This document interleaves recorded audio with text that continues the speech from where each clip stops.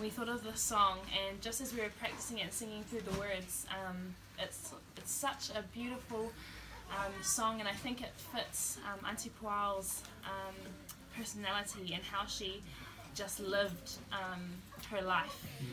It's like this song, and it's called Jesus I Will, and it talks about how no matter whether we're suffering or if we're at peace, whether we're resting or whether we're fighting something really hard, no matter what, we will praise God. And I think that, I will remember Auntie Puao for that always.